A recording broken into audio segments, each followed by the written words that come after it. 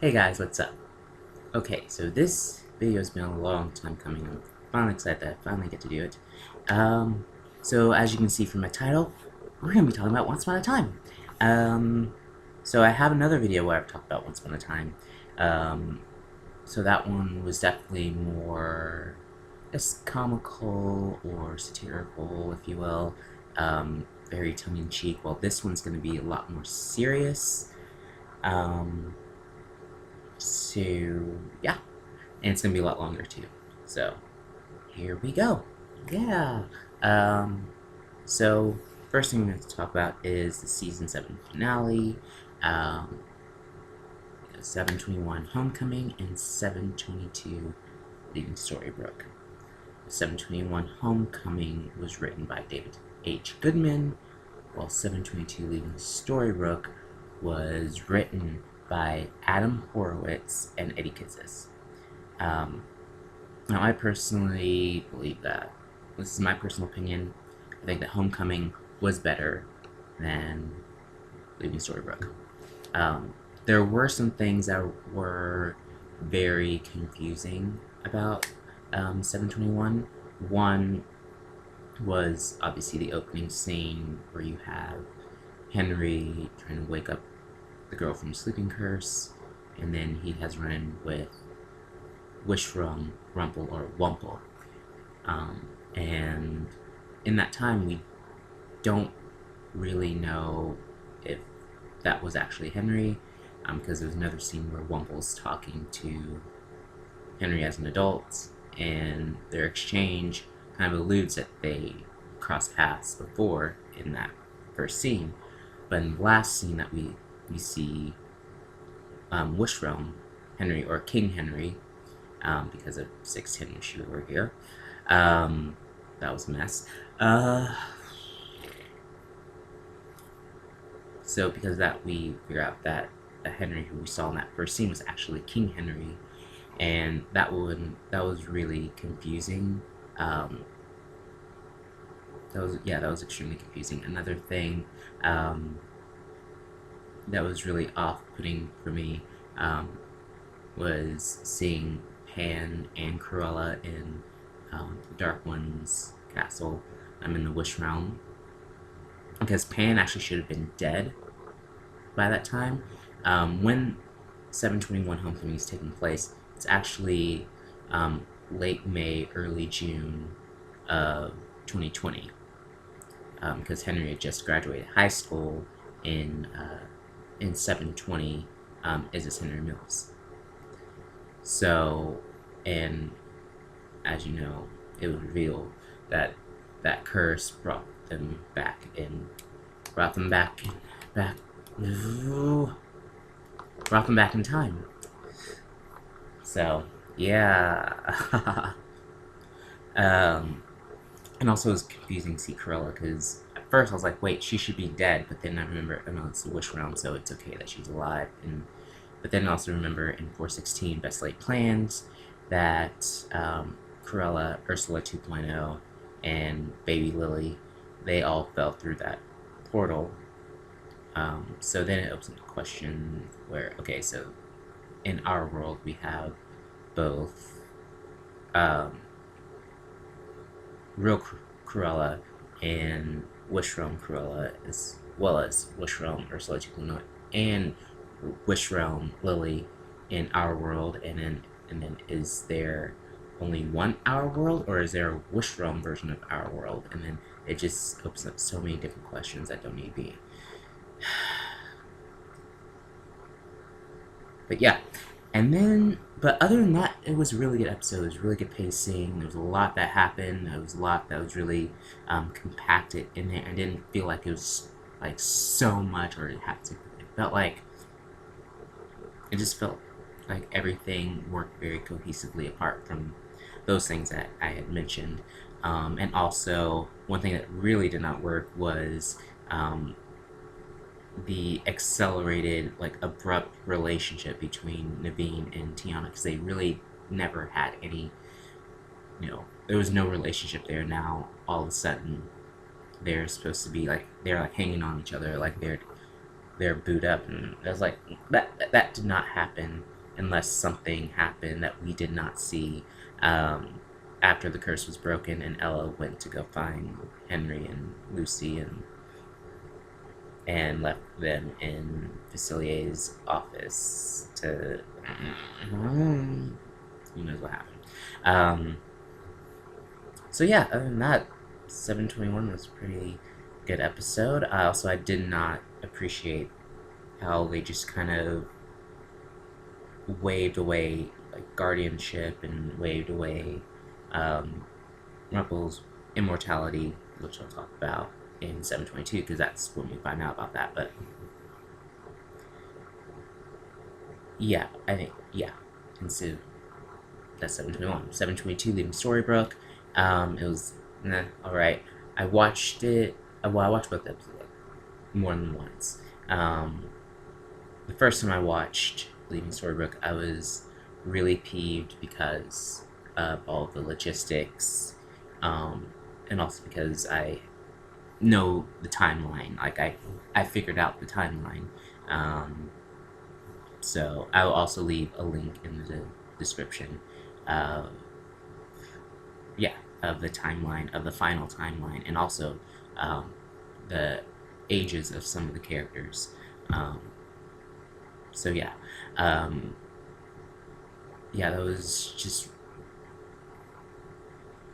there was a lot of logistics that really irked me. But then I watched it again, and I was able to appreciate it for what it was, and not think so much about the logistics of the time travel and the curse and all that stuff. But yeah, I was really peeved by how they just waved away Rumple's immortality, and also how they waved away Alice's guardianship, which I felt like, it should have had. Well, there's a lot of things that they should have done with that, and other things in season 7. Just a second. Whew.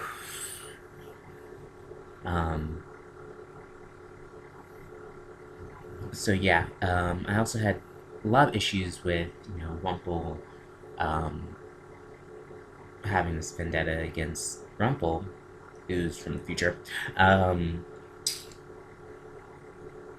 this vendetta because he wanted to give up, his Darkling power, and it just didn't make sense because those two were never linked together.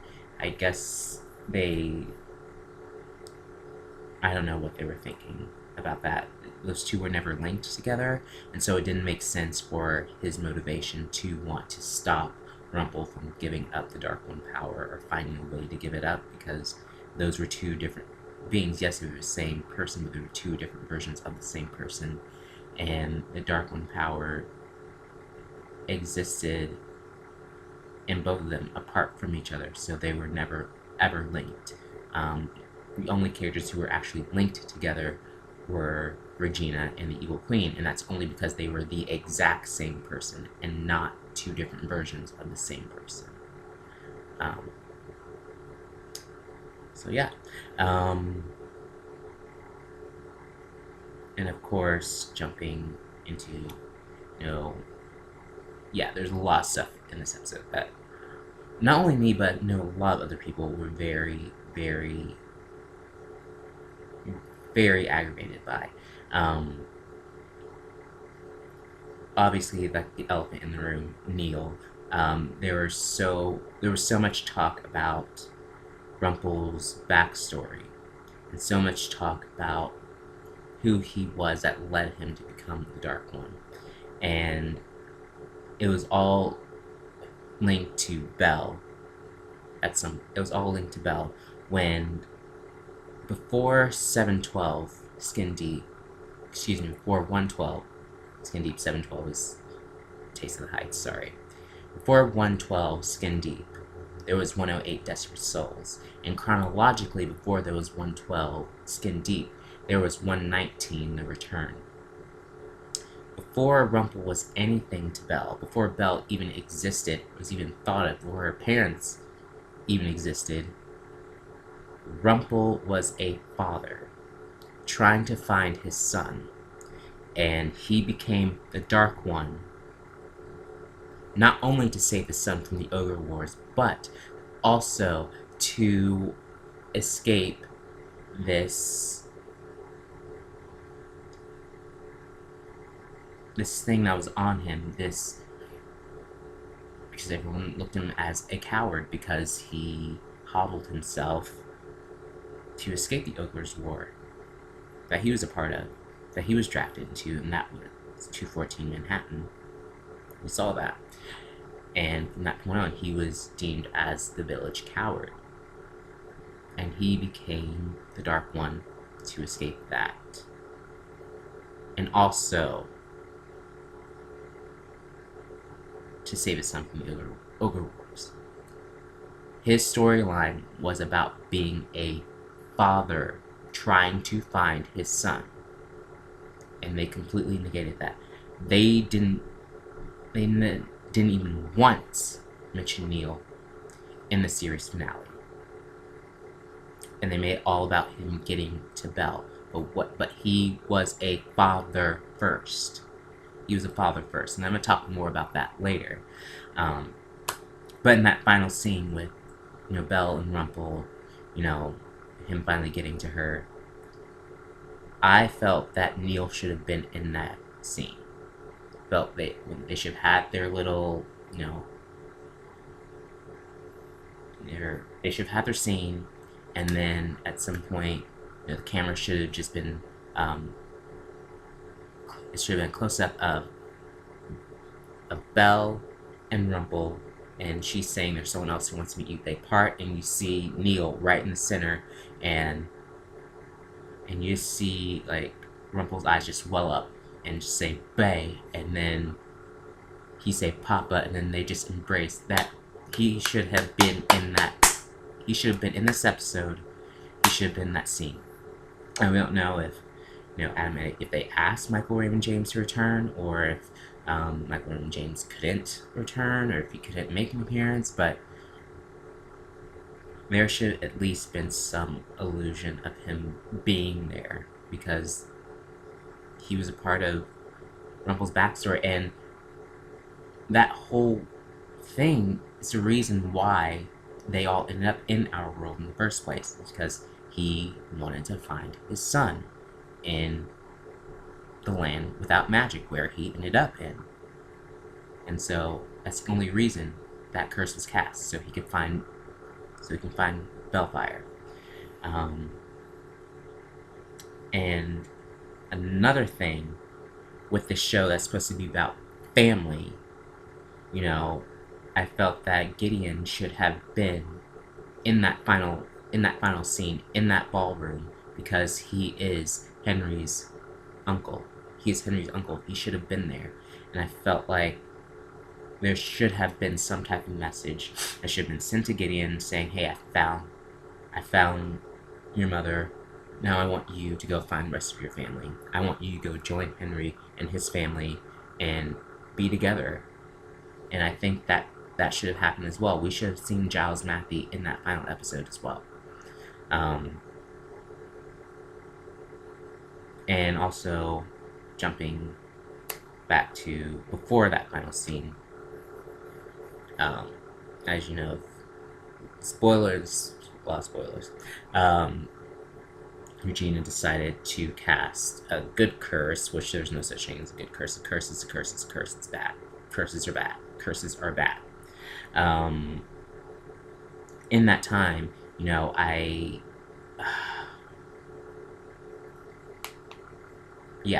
don't agree with that. I don't agree with that because, again, this is another story trope that they continued to do about casting that darn curse again and again and again. And I think at that point, there should have been some interference. One, that scene in Evil Queen's Castle, they shouldn't have been there. They should have been in Hyperion Heights, maybe in Ronnie's bar, and then having that same exact scene, just change the setting, and her monologue to Rumpel's dead body should have been his eulogy at his funeral. That's what that should have been. And then cutting to Ronnie's bar. That's why this is choice I would make. See, this is me thinking as a writer and all that. Because that's what I am. I'm a writer. I think that there should have been interference with Blue coming in and said, no, we're not going to do this. This is not the answer. You need to go back to your time. You need to go back where you came from, King Henry. Then she resurrecting King David and Queen Snow, and then sending him off to the Wish Realm, saying that, hey, your mother, she's back in the castle. Go home. Go back to where you came from. And then having some reconciliation between Regina and the King and Queen and Henry and all of that. That would have been great. And then sending everyone who came from Hyperion Heights back to Enchant Forest 2.0, where they came from, undoing the curse that created Hyperion Heights, then also undoing the curse that created Storybrooke, and taking everyone back to where they're supposed to go. And also taking them back to their proper time, because it was whole thing about everyone being separated, and now in the United Realms everyone's together. No, you're not together because you're not in the time that you're supposed to be in. See, this is why I was angry, because all the logistics. And so yeah.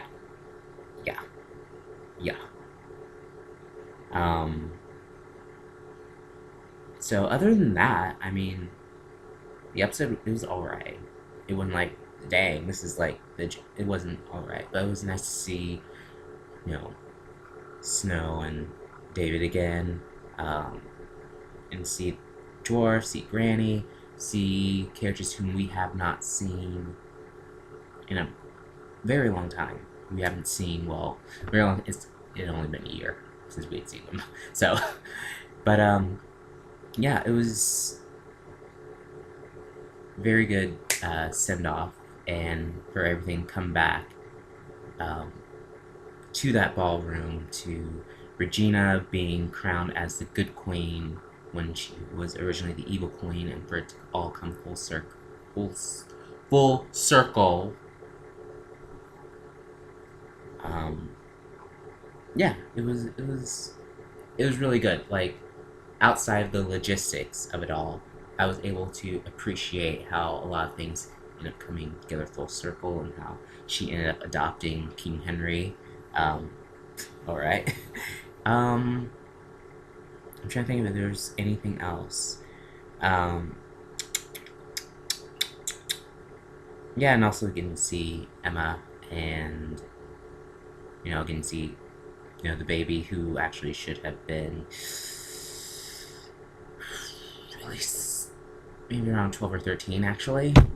Oops. Because actually around that time that they ended up in, because they needed to go back to the time they were. Yeah, that baby wasn't conceived for another 10 years. Again, go back to the timeline that I had typed up for you. Again, logistics. Other than that, yeah, it was good. So yeah, that was the finale. Yeah. So next, we're just gonna talk about season 7 as a whole. Now, I do believe that there needed to be a season 7. However, I don't think it needed to be a reboot. If you remember, there was talk there were like a lot of articles that were out where, talking about Adam and Eddie. They were meeting with, the ABC executives. They were meeting with Channing Dungey, and they were talking about like the future of Once Upon a Time and the direction they wanted to go in. And in that meeting, they pretty much decided that they were going to reboot the show, and they were going to do what we just saw in season 7. Now, here we go. Be more comfortable. Now, granted, season 7 gave us Nook, it gave us Alice, it was, and it gave us Tiana, even though they didn't use her like they were supposed to.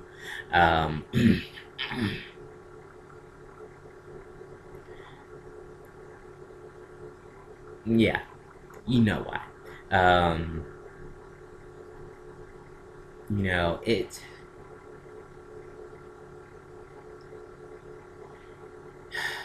trying to pick my words carefully.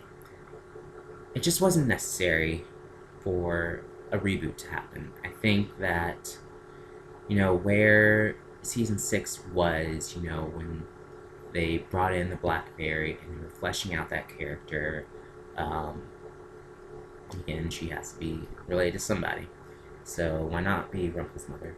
Um, I felt that with that that season 7 could have been more fairy oriented, or it could have been really focusing on the fairies and Blue, and really going to that origin story, and also delving more deep into the final battle um, lore, mythology, whatever you want to call it, whatever it could have been. I think that season 7 could have been more focused on, the final battle, and it being more than just a battle, but it being like an era in time, and where Storybrooke could have been, post-apocalyptic, where they really could have focused on like that type of stuff, and still tying in, fairy tale aspect of it. Because as you know, like in 119 The Return, Blue was referred to as the original power, and basically saying that she was the end all be all, that she was the beginning and the end. Like, she is the most powerful being in this universe, and after that, she is very weak and very docile, which is very, very ironic, as the show focuses a lot on, focus a lot on, empower women empowerment, and strong women, and women being the heroes, and not being the damsels in distress, and not just the strong, manly hero saving the weak and docile female, but the woman saving herself, and the woman saving the man, and the man saving it. Um, I just felt like it was a little ironic that they just allowed the fairies just to be very weak and docile, but that goes into other stuff too, so I'm not touching on that, because I just need to touch on that. But yeah, I felt like season 7 could have been more of that. And also, even at that, like, part of me doesn't even feel like that they even had the ratings to warrant a season 7. Technically they did, but technically they did have the numbers to warrant a season 7, but as we saw, the ratings for season 7, it didn't do well, because again, they rebooted the show, they got rid of majority of the original cast, they moved it to a new night, everything was 100% new, and it killed the show. And I understand that Adam A, they wanted the show to last longer than Lost. They wanted it to be longer than 6 seasons, which again, that's what they got. But I feel like it should have been more grounded in what it originally was intended to be, instead of trying to reboot it and to redo everything and do this and that and go here and there in every which way they can.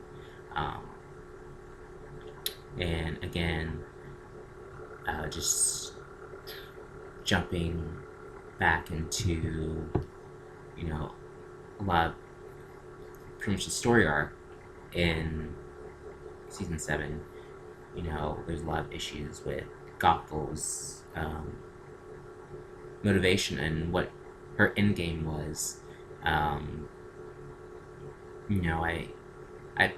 kind of I kind of feel like they could have put her in the finale, and we could have, or we should have seen what her end game was, and I think that it could have been more elaborate. But also, I know that around that time, when they found out they were getting canceled, it was kind of like, well, we can't really do what we probably intended to do, so we're just gonna go with that. Or they probably didn't have a plan, and they just kind of put together as they went. Because in the winter finale, it made it seem like with the Coven that we were going to see these iconic witch like characters, which we only saw with like, Madame Leota, um, and then everything else was just like thrown together because they were not renewed for season 8 for an 8th season. So everything was kind of like, well, whatever. And then jumping back to the guardianship, I felt like they could have done more with the guardian mythology that they were building up, and there was so much focused on that for the authorship to wave away Alice's mantle of being the guardian. I felt was very lazy, and I feel like they could have done more with that. I feel like, again, they should have focused more on the origin of it and the mythology of it, and really laying out, okay, what does it actually do? Will it lead Alice to be immortal? Will it destroy her? Will she destroy it and it will no longer exist? Like, what will it do? What does it do? And I think they could delve more into that, and we should have maybe saw an origin story, with Merlin, and seen Merlin and the Apprentice return, and them talking about this guardianship, this mantle of the guardian. Because obviously, if you remember season 5, they tied in Darkland mythology with Arthurian legends, and so that was that. And also, the hugest thing that really aggravated me about season 7, more so the finale, was in fact in the recap they made it so much about really tying it back into 701 Hyperion Heights, with it being about Henry's story. And in the finale, it became about Rumpel and Regina, and Henry was once again left in the sidelines, left on the wayside. And I felt that when Alice lost her guardianship, that it should have moved from one person to the next, and I felt that Henry should have become the guardian, because it wouldn't have completely just thrown away the guardian and the mythology of it altogether, and 2, it would have really tied him together, not only with his grandfather. Yeah, Rumpel is his grandfather. No one forgot except for you guys who worked on the show. Or you wanted us to forget, but no one forgot. So, so they could tie that in, and again, gone back to really delving deeper into that mythology, into building what that was supposed to be, or what that could have been. And so overall, season 7 was good, but there were some logistics that I had issues with throughout. Also, the fact that some characters who are supposed to be aged in the Witch Realm weren't aged in the Witch Realm, like Smee and Blackbeard, and yeah, but the Wish Realm shouldn't have existed in the first place, but that's another thing. I think, was there anything else? I mean, there's always something else. Um, but yeah, and also I also felt like if, and also just with the finale, I felt like so much of it, there was some of it was a little too rushed, in terms of character development with King Henry and with Wumple, and I felt like if they did get a season 8, that season 8 would have been what we saw in the finale, and it would have been more fleshed out, more thought out, and we would have really got to really delve deep into King Henry and his psyche and what he went through with, you know, his mother being abducted by evil queen and his grandparents being killed by her, and them being in Hyperion Heights and wreaking havoc. So yeah, there's that, and now I'm gonna talk about, obviously, the show as a whole. One of the things I had issues with, a lot of people had issues with, was the pacing of the show from episode to episode, from season to season. Again, I'm gonna bring up the timeline. From seasons 1 to 6, it's only 3 years in a month. Again, you can look at the timeline that I have drafted up. But I think, really, apart from season 1, the pacing wasn't that great. Season 1, it's within 7 months, so it's from late October to early mid-May of 2012. So October 2011, mid-May, early mid-May 2012. And that was like the best pacing. After that, like, a lot of the episodes kind of ran together. It was either like the next scene or the next day. And then you're supposed to believe that so much time has passed when it really didn't, because a lot of these episodes would be the next day or the next scene, if you will. And I think that they could have done a lot more, with really planning, really sitting down, and really figuring out, when these things are going to go together, and not being so much about plot, and everything happening so much at once. Because then these characters don't get a chance to breathe, they don't get a chance to really develop, and the biggest thing that really suffered with this was a lot of characters didn't get the proper character development that they needed.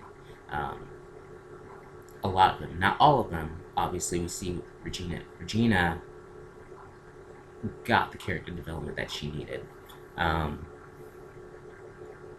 But I felt that there should have been more attention, and they should have been more attentive to pacing and really mapping out, when everything's supposed to take place. Because also you have to take into consideration that you have an actor who is aging on the show. And so we're supposed to believe that this 17, 18-year-old kid is 13 by the end of season 6. So in the season 6 finale, they did say he was 14, but that's actually impossible because, again, the timeline and when everything's taking place. And so yeah. And another issue that I had was just world building. I think a lot of people had issues with the world building and not really understanding where all these realms are supposed to take place within this world, and also with the rules of magic itself. They never really define what magic is. Is it rooted in good? Is it rooted in evil? Or does it just depend on the person wielding it? And they made it seem that it just depends on the person who's wielding it, but my thing is magic is magic is magic, and at the end of the day, magic is going to cancel itself out, and we saw that, in season 5 with Emma and Merlin, but also you have to take into consideration that their power at the time came from the exact same vessel, and so it's just it's very confusing.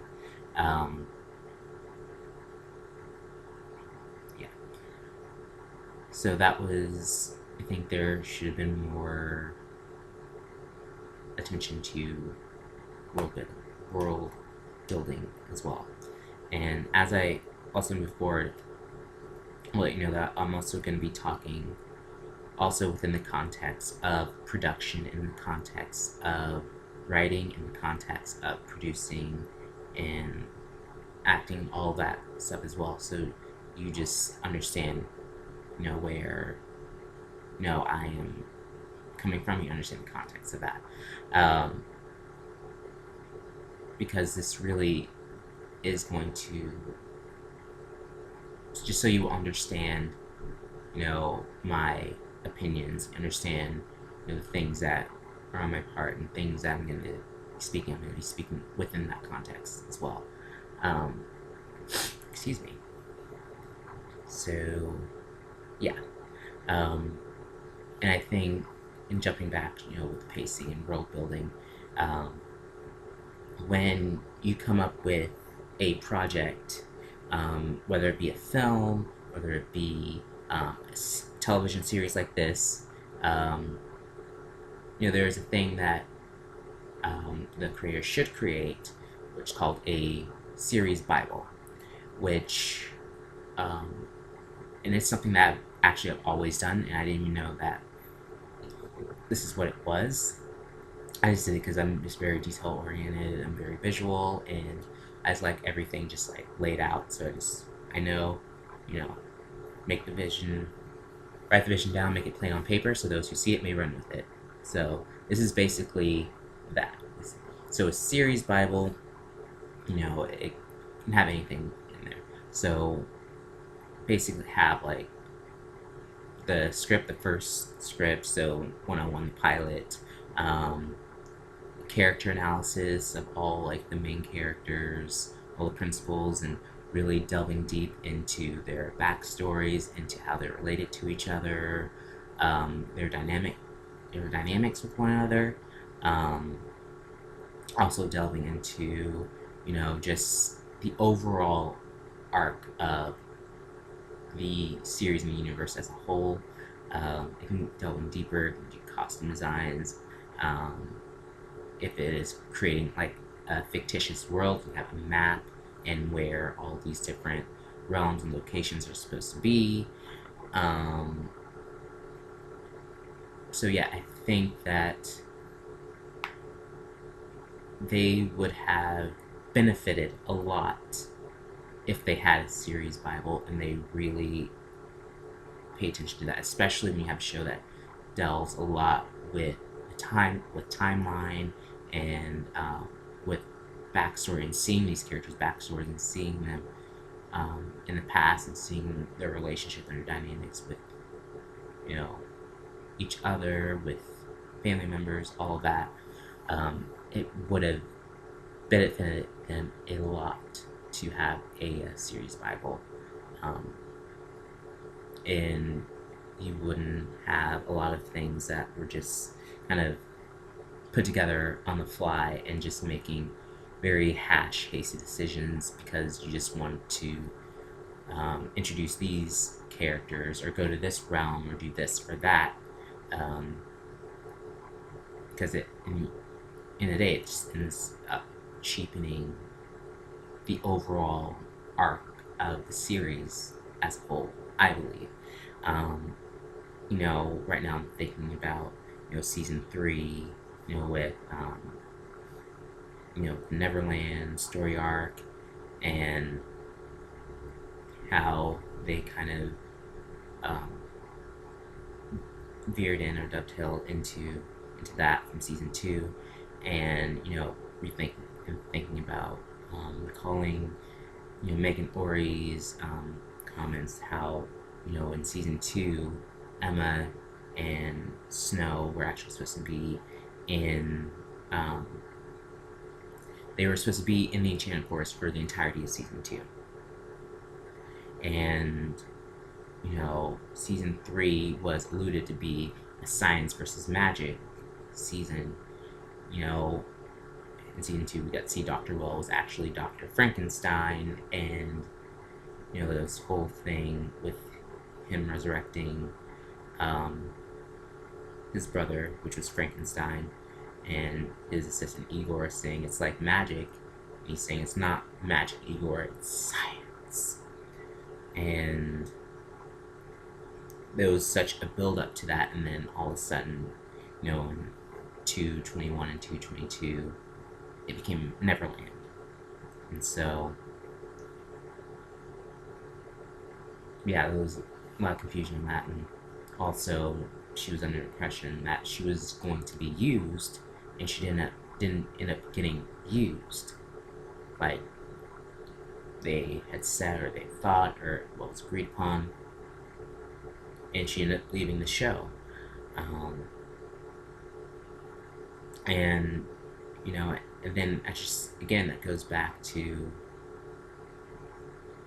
planning and not being committed to what you had planned all along, and I think that it's kind of shoddy work.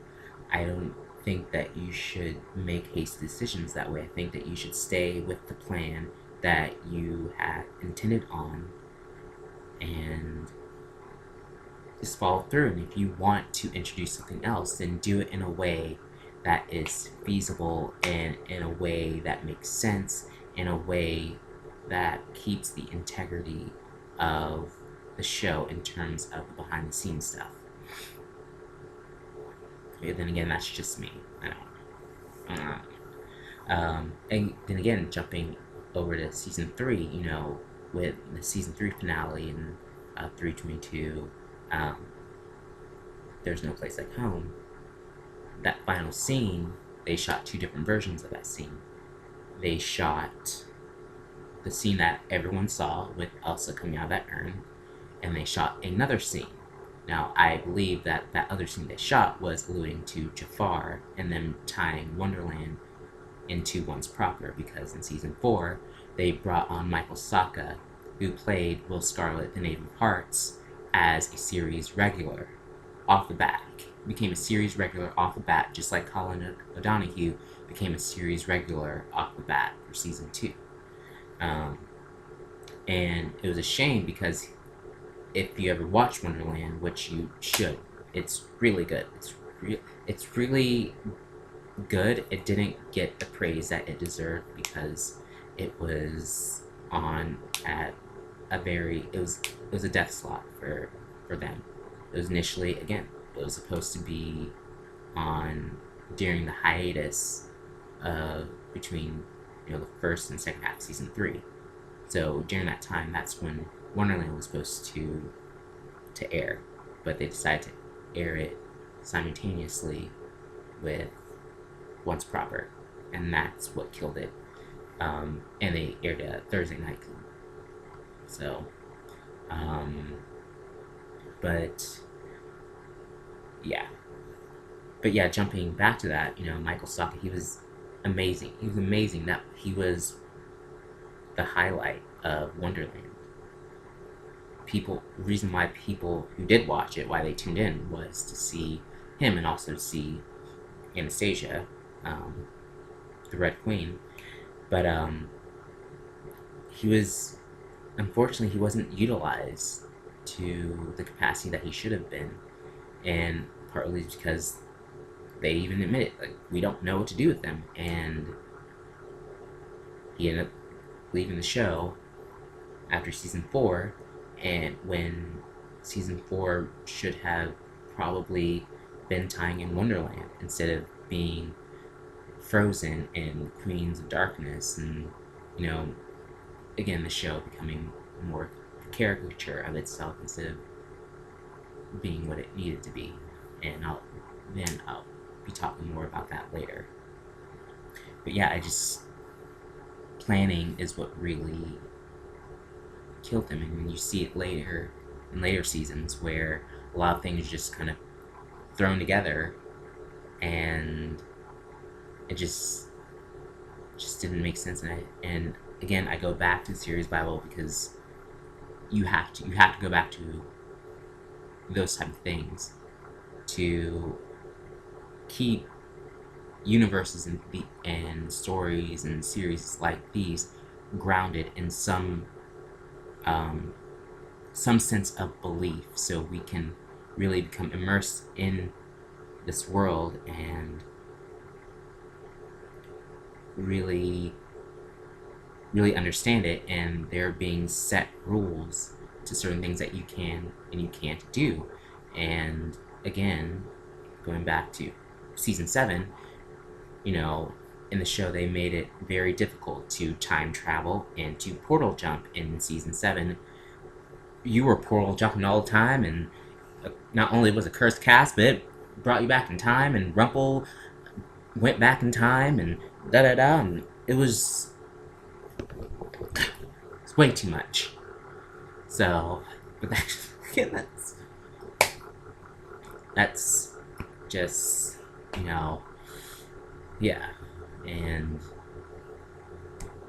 but, yeah, and then jumping ahead, one of the things I really want to talk about is strong male leads. You know, in the show, I like that there was such a focus on these, of just turning these fairy tales on their heads and not having a damsel in distress, but you got to see all these different types of women who were strong in very different ways. And it wasn't just, you know, bronze or physical strength, but it was mental strength, it was strategy, it was emotional strength. It was, we got to see all these different facets of strength in all these different various women, and I think it's amazing. It was really amazing to see that across the board. I can say that, you know, you can look at the show and be like, yes, I like her, I like her, I like her, she's strong in this way, she's strong in that way. You can look at that. Now, in terms of men, it's not that way, because there was not a focus on men being strong like that. Either it was focus on, you know, men being weak villains, or being puppy dogs, or they were just being very chauvinistic and one-dimensional. And this was supposed to be a show that took these characters, these fairy tale characters, and made them into people. People with strengths, with weaknesses, with insecurities, with vulnerabilities, you know, making them more than heroes and villains, but people who just happen to be these characters. And I felt that it lacked in the area of men, because we only saw one type of man, and the other type of man that we saw, they snuffed out extremely quickly. Again, you know, the show, there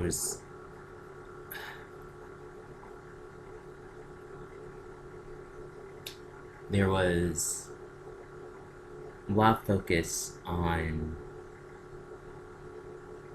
Hook and Rumple, with Hook being the reformed villain and Rumple being very wishy-washy, very flip-floppy, waffling, trying to figure out, is he good today? Is he bad today? Is he on good side? Is he on bad side? Is he partnering with this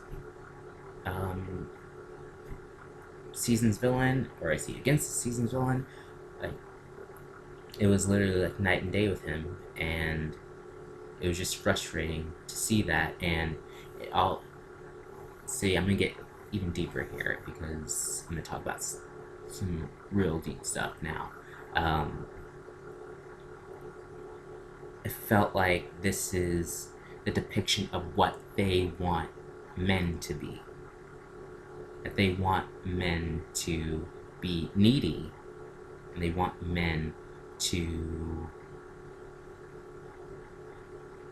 be puppy dogs, following women around, and changing themselves, changing who they are for a woman and not for themselves. Or they want men who are underhanded, who are not honest, men who are conniving, men who are double-crossing. And later in the show, it seems like that's what they wanted, because there was not so much of a focus on David, and around, I would say, maybe, David, he still had some story, don't get me wrong, but it seemed like a lot of times Snow and David were kind of thrown in the background while we all focused on Regina being redeemed and Rumple waffling, and then Hook being one half of Captain Swan and being a puppy dog fawning over the savior of their world. And I felt like there should have been more of a balance, and we should have seen more of an array of men like we saw women, and that we should have seen more righteous men who were righteous through and through, who were strong, who were leaders, because there's nothing wrong with that. A lot of times, a woman wants a man who is strong, who is good to her. She doesn't want a bad boy. A lot of times, a girl doesn't want a bad boy. Let's be real. Let's be honest. When you grow up, you ain't about that bad boy stuff. You about someone who wants to take care of his business, and yeah. But on that, I'm gonna jump to Captain Swan.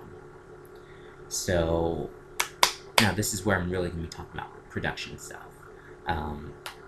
Again, with Captain Swan, that relationship was 100% forced from beginning to end, and everyone knows it. You can look at the show and really see it. If you don't allow your soul to get sucked into it and really see it for what it is and what it was and what they presented to be, it is very, very forced from beginning to end. Again, also that happened in season 3. Again, I'm going to talk about production stuff. So, with shows that aren't exactly what these executives and these production companies want, and they greenlight these shows, they're going to have a transitional season. Now, when you are a producer, or when you are an executive, when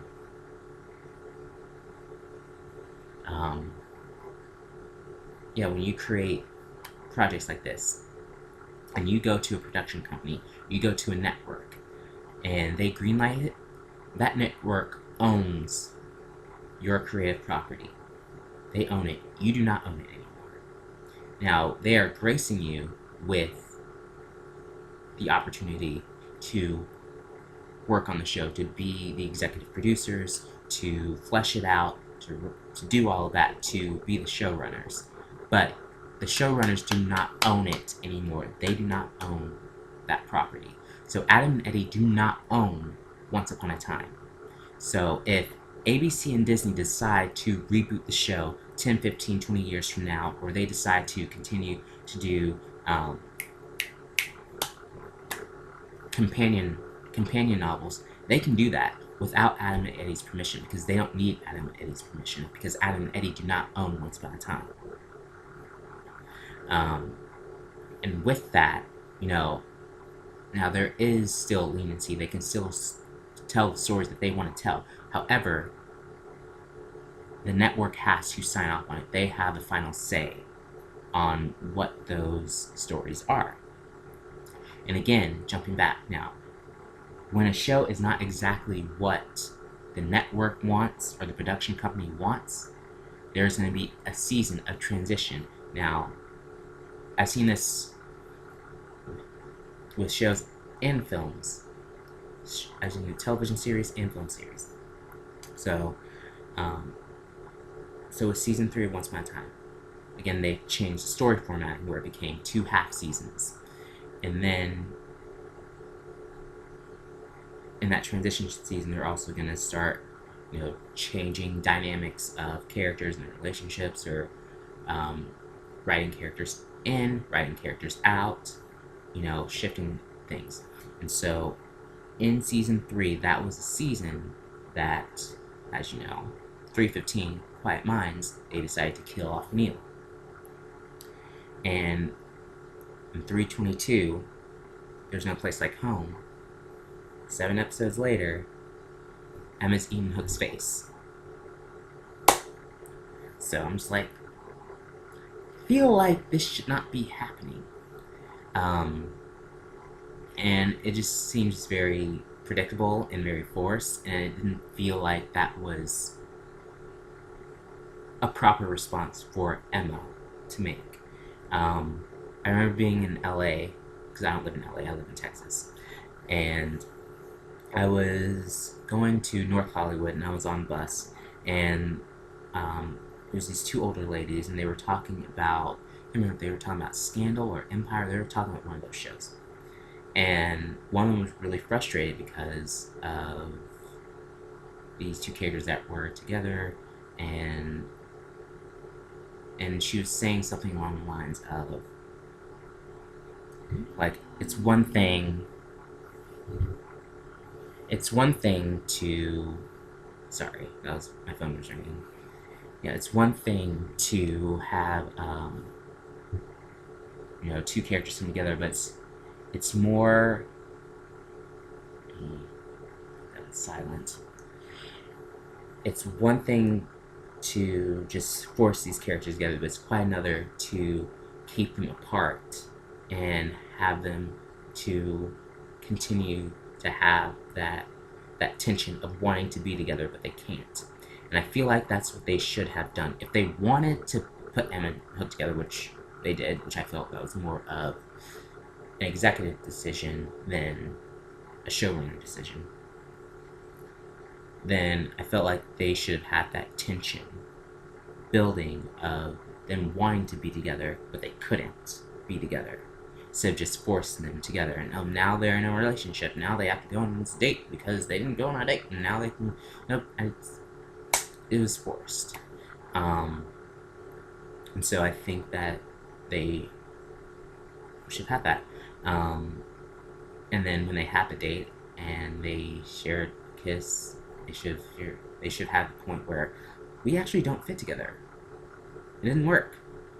And I've actually seen that happen on a show. I've seen that on The Best Years, where they had Samantha Best, and I can't remember the other character's name for the life of me, I'm sorry, but they were best friends, and they went on a date, and they had a good time, and then they kissed, and they were like, we don't fit together. And then they went on their separate way. They were still friends, but they weren't together. And they could have done that with Hook and Emma, because when it came down to it,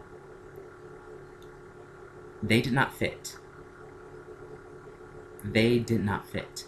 The only reason they were together is because you have the good girl and the bad boy. And you see that all over shows where you have they constantly put the good girl and the bad boy together. Now, jumping back to transition stuff, because I feel like I need to talk more about that. There are other shows that had a transition. Another show that had a transition was Degrassi, which was also shot in Canada, but was shot on the other side, in Toronto. That had transition season, because season 1 and season 2, it was just epitome and CTV. But then, once they started showing, when show is being shown on the N, which is now Teen Nick, which is owned by Viacom. Once Viacom got in, you know, things began to change. And season 3 of Degrassi was a transition season where dynamics were changing, stories were changing, characters were being written out and then written in. Season 3, if you remember the show, Terry was written out. The big girl was written out. And I believe that she was written out because she was the big girl. Because you didn't see another big girl on that show again. And then a girl who was supposed to have an eating disorder was the thinnest girl on the show. I'm just saying. And then then you had 2 other characters, Kendra and Nadia, who were intellectuals, or nerds, if you will. And they were written out of the show at the end of season 3. And then season 4, you end up with Darcy and Shantae, who were popular and pretty and cheerleaders. And then they also, at the beginning of season 4, they got rid of Chris Sharp, who they introduced in season 3. Again, he wasn't that great of an actor anyway. But anyway, there was that, and also, talk in rounds of films, the Scary Movie series that was originated by the Wayans brothers. Again, talking about when you go to a network, you go to a production company, and they greenlight your project, you don't own the rights. They own the rights. And if you actually go up and you look up the controversy between, the production company and the Wayans brothers, and moving from Scary Movie 2 to Scary Movie 3, when the production company, Miramax, when they announced that they were doing Scary Movie 3, the Wayans brothers had no clue about it. They had no idea about it. And they moved forward with other producers, other writers, all of that, to capitalize on that franchise without the Wayans brothers. Again, I'm not partly know why. So with that, Miramax, they can do that, and they did do that. And they don't need permission from the Wayans brothers to move forward without them. And the franchise suffered because it sucked. Scary Movie 3 was horrible. I never saw Scary Movie 4, don't want to see 5, and why does 6 exist? But yeah, there's that. But yeah, I feel like I was supposed to jump back to that. But going back to, again, I did not feel that Emma and Hook fit. And it goes back to, again, production side of things. When you are hiring actors and they're supposed to be love interests, you do screen testing, where you test the actors and you see their chemistry. You see how they vibe, if you will. You see how they work together, how they feed off of each other. And you understand the dynamic. Is their dynamic more of a romantic sense? Is it more of a buddy-buddy? Is it more of like sibling? Whatever. And to me, I felt like Colin O'Donoghue and Jennifer Morrison were more on the lines of good cop, bad cop, or friends, not so much romantic interests. Now, if you look at the dynamic between Jennifer Morrison and Michael Raymond James, now that is more of a romantic, they have more of romantic chemistry. And I feel like they focus so much on the archetypes of the characters than the natural chemistry of the actors. Now, if you look at Jennifer Goodwin and Josh Chalice, they have that romantic chemistry. Sean McGuire and Lana Parrilla, they have that romantic chemistry. You know, and they just didn't. And, you know, I'm not against Colin O'Donoghue. He's my birthday twin. He's awesome, and he did amazing for what he was given. I do not feel that this is the direction that it should have gone in. I do not feel that they should have killed off Neil. Because it led to a lot of other decisions that they made that was extremely detrimental to the show, extremely detrimental to a lot of the dynamics of the characters, specifically when it came down to, you know, Henry and Rumple. You know, and then going back to this, Neil was a righteous man. He was everything that Hook was not. He was a righteous man, and they killed him off because he was that. And if they had kept Neil, then that would have changed the dynamic completely, and that would have changed the direction of Rumple, and that would have changed the direction of Henry. Because if you notice, after season 3, with Henry, we didn't see him as much. Obviously, I know he's a student, so you can't use him as much as you'd like to. But in season 1, season 2, and season 3, they used him a lot. And a lot of times, Henry was the voice of reason. But because he was a kid, a lot of people disregard it. But he was, a lot of times, voice of reason. Go back to 217, Welcome to Storybrooke. He was the peacemaker in that situation. And in season 3, he's the one who bridged the gap between hero and villain, and who made them all one family as they're supposed to be. And then in season 4 comes around, he's just a kid. And at that point, they should continue to build his character, because he was a righteous man coming up. He was a righteous man in training. And they silenced him a lot, and we didn't see him a lot, and I believe it was because of that. And they did kill Neil.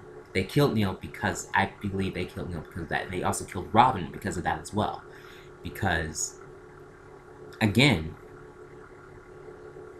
getting rid of the righteous man.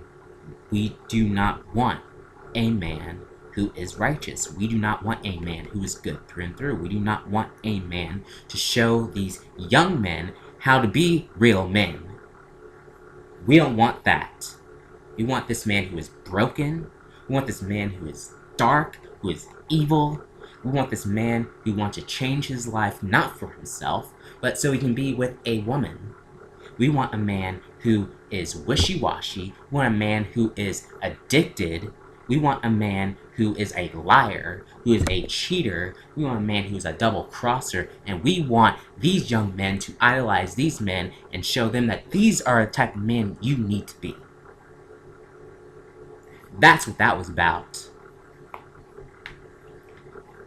Again, going back to David and Snow. If they wanted to kill David off, if they really could have gotten away with it, I bet you they would have. But they know that the show would have been over and done if they killed off one half of Snow. Like, really killed them off. If they really did, yeah, they would have killed the show. They would have committed suicide if they really did that. But that's what I believe. And I believe that, now, I'm not against Rumbell. It was very hard to watch that relationship a lot because, again, stretch the whole wishy-washy, waffling Rumple. But none of that waffling would have been happening if Neil was there. Because there are places in Rumple's heart that Belle cannot touch. But there are places in Rumple's heart that Neil can. And with Neil being there, Rumple would have been a completely different character from, season 4 on. If Neil were there, he would have been a completely different character. And I feel like they could have done so much more with the love triangle that was happening between Neil, Emma, and Hook. It could have done so much more. And only that, you're taking away. This is supposed to be a show about family, right? It's supposed to be a show about family. So you're taking away this young kid's father just so his mom can be with a pirate. And taking away a righteous man. But they don't care about making kids orphans. I mean, they literally made Roland and baby Robin an orphan because they killed off Robin. Why? Because he's a righteous man. And then right after his funeral, they bring back Hook because we have to bring back him because we have to have Captain Swan. No, that relationship was completely dysfunctional and was forced and it's disgusting. I'm sorry. I'm not sorry, actually. I'm not, because I know that what I'm saying is correct. Well, it's my opinion, but this is how I feel about it. So, honestly, for a show to kind of flesh out fairy tales and for it to be not about, heroes and villains, about the quintessential fairy tales, but with them taking these characters and showcasing them as real people who just happen to be these fairy tale characters, this relationship was extremely fanciful. It was extremely fictitious because in real life, this relationship would not work. And you see it even in shows where you have the bad boy who's trying to change himself to be with the girl, and then he ends up doing something that's let me start. So then she ends up doing something that he does not like because he has put her up on a pedestal. He's made her into an idol. He's made her into this god figure, if you will, that can do no wrong. She's hung the moon. But we forget that she's human. And, well, they forget that she's human. And then she ends up doing something that he does not like, that causes him to feel betrayed. And then he goes off the rails, does something completely idiotic and stupid, and you have to go through the process of she forgiving him and then going through this tussle and this rocky relationship, whatever, and then they come back together and it's like nothing ever happened. And I understand that sometimes these things happen, but it's just not realistic and it's not healthy. And this relationship is 100% unhealthy. And it's sad for this show that's supposed to be marketed towards family, it's supposed to be about family, to have a relationship being portrayed in this way and say that this is what a relationship should look like. And a lot of people are like, well, he's more attractive than Michael than James, and blah, blah, blah, and Neil's ugly, blah, blah, blah, and Hook's hot, blah, blah. Two attractive people do not make a successful relationship or a successful marriage. Two physically attractive people do not make a successful marriage. And just because a man is pursuing you does not mean that he is right for you. I'm just saying. So, that's how I feel. So I don't like Hook. I don't like Hook, but I did like Nook. I like Nook. I'd rather see that character as a devoted father than chasing around Emma Swan. But that's just me.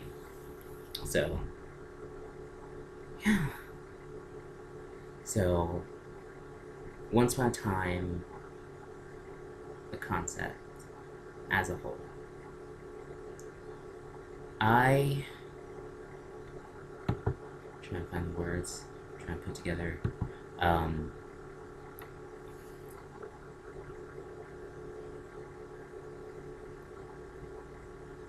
It's an amazing concept. It's an amazing, brilliant concept that needed more time to be fleshed out. It needed more time to marinate, more time devoted to really building the universe, building the rules of the universe, and building these characters and understanding where it's going to go. Now I understand that a show can be picked up for more seasons, this and that, but at the same time there's still room to plan and to have structure and to understand where things are going to go.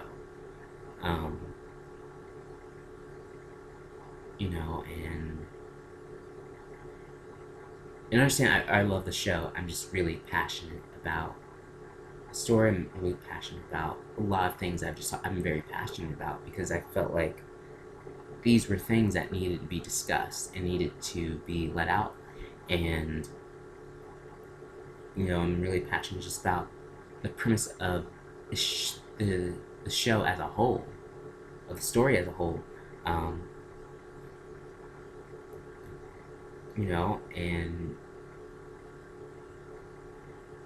And it's really upsetting to see it decline the way that it did, and see the choices that were made come in the way they did. So, yes, my thing is that I wish that they would have really stayed with the initial premise of the show and really focused on that, and not focusing on the flashing lights and the distractions and this and that, but really focus on the story about these being people, real people who just happen to be these characters from this book, instead of it being, this is a story about fairy tale characters in real life. Even just looking at the initial premise, I feel like the reason why people are so passionate about the show is because it comes down to it, this is our story. This is our story. It's a story about people who are cursed, who are ripped from their world to ours, from their home to a land that's not their own, where they've lost recollection of who they are and where they come from and who they once were. But there's a book that tells them exactly who they are and where they come from, and it tells of a savior who's supposed to come back, who's supposed to break the curse and restore everyone's happy endings.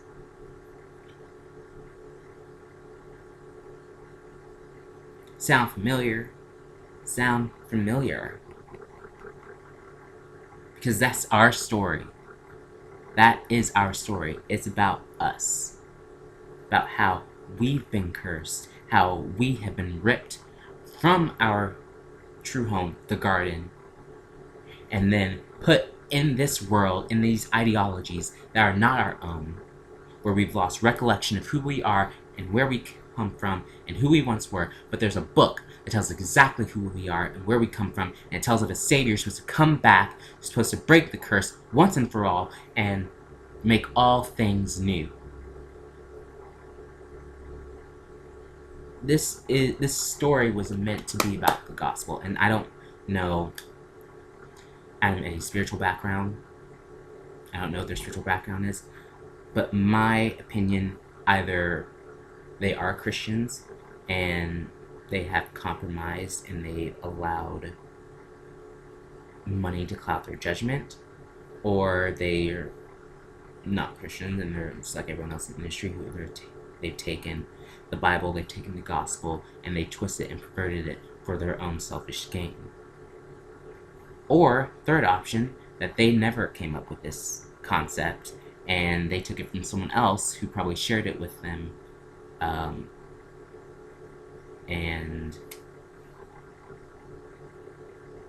they took it and passed it off as their own. I don't think it's that alternative, but I do think it's one of the first two. But the show is the gospel. It's 100%. You watch the pilot, that is 100% the gospel.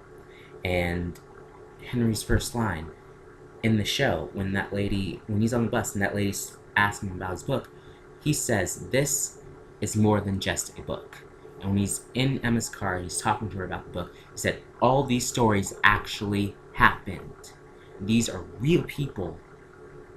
These are real people. And you're in this book. He told that to her. He said, you are in this book. Because it's more than just a book. The Bible is more than just a book. It's living, breathing. It's living, it's breathing, it's alive. It is the Word of God. It is the Word of God. Period. It's not just literature. It's not just some fancy thing from days of old, but it is our history. And this show was depicting that, and the reason why people were so gravitated to this show is because this is gripped our DNA. It's gripped our very core, our very nature, the thing that has been shut off by this world. It's being reignited by the show, because this show is actually depicting the gospel as it is. Even down to even small, minute details. I mean, you have Snow White and Prince Charming. Snow White is the fairest in the land. Before Prince Charming is a prince, he's a shepherd. His first mission, he beheads a dragon. Before he's to marry Snow White, he's to marry King Midas' daughter, who's named Abigail. And when he refuses, King George seeks to have him killed. In the show, their cursed names are Mary and David. And if you don't know this, in the Bible, Jesus is referred to as the son of David. And also, if you really don't know, Mary is Jesus' mother. She was the Immaculate Conception, so she was Virgin Mary. If you don't know that. Pretty sure a lot of people know that, but I don't know. No. And so in the Bible, you have, before David was anointed, before he became king, before he was anointed, he was a shepherd. His first mission, he slays and beheads a giant. Which is funny, because James actually was killed by a giant, or a behemoth. He was killed by a behemoth. Sorry. Oh, this show sometimes. Okay. And one of his wives was named Abigail. And, you know, there was a king, King Saul, who took him in as his own son, and then sought to have him killed.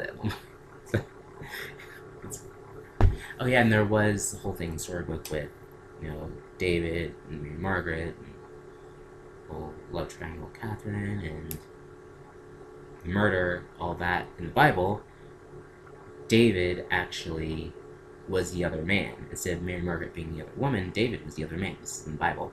And he slept with another man's wife, got her pregnant, and then had her husband killed on the battlefield. So this is the Bible, y'all. I'm not talking about the show anymore, I'm talking about the Bible. But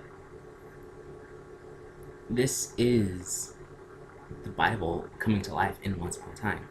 And also with Emma being the savior of the world. Savior. Little s. No, she's supposed to be a product of true love. And true love is the most powerful magic ball, powerful enough to break any curse. Now, in the Bible, God is love. And Jesus didn't die just for the remission of sin, but he died because of God's unconditional love for us, because he desired to be with us. He desired to have a relationship with us. He desired us. And he wanted to be close with us. And so he gave up his own son so we can be reconciled back to him. And that's the gospel right there. That's what the gospel's about. It's not just about your sins being forgiven and then when you die you're going to go to heaven. No, it's about having a relationship with God through Jesus and experiencing heaven here on earth and bringing heaven to earth. And this is what this show was doing, actually. Whether they realize it or not, it was bringing heaven on earth because it was actually tapping into the very heartbeat of the Father. You know, um, even when it came down to episode 122, Land Without Magic, where Snow White and David were talking, and she suggested, let's take back the kingdom, let's take back what's rightfully ours. And to me, that speaks so prophetically and so profoundly to my heart, because that, I feel like that is just a declaration, and that is the Lord speaking to his people, saying it's time for you to take back what is rightfully yours. It's time for you to take back your kingdom. Because this world belongs to us. God does not have jurisdiction of this world. He gave us jurisdiction of this. Yes, he's in control, he's in power, but he can, in a day, he can only do what we allow him to do. Just like the enemy has no power, he has no control, but he can only do what we allow him to do.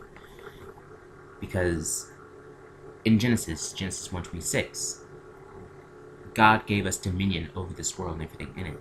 So anything that happens in this world, anything that's gone wrong, that is crap, that is this, that, whatever, it's because of us. Because we have dominion over this world. We have stewardship over this world, and we are not taking care of it. That is what's happening. So it has nothing to do with God, because he did what he was supposed to do. Now he's waiting on us to do what we're supposed to do. And take care of what he has given us, which is this world. So, yeah, I knew it was going to go into this, but... So that is just... This is what I think. And this is a very long video. I already know it's very long, because I already looked at the timestamp. Oh, gosh. But, yeah, this is just, my heart. This is where this has been something that's been inside of me for a very long time, and finally get to share it. If you got to this point, you are a trooper, and you deserve an award, a medal, some monies. Can't give you any a lot, because I can't. But if you did enjoy this, don't forget to like, favorite, comment, and subscribe. And again, you can find me on Twitter, Instagram, at Aiden-Jeffrey, and on Facebook at the Aiden-Jeffrey. And don't forget that you were made on purpose and for a purpose. And as long as you walk with fiery passion and perfect peace, there's nothing you can't do. There's no mountain that you cannot move. And again, I thank you if you got this far. And if you didn't, and I completely understand, because I'm like, did not think it was going to be this long, but yeah. Thanks for allowing me to speak. And again, I love Once Upon a Time. And I have so much respect. I really do have respect for Adam and Eddie, and what they built and what they created.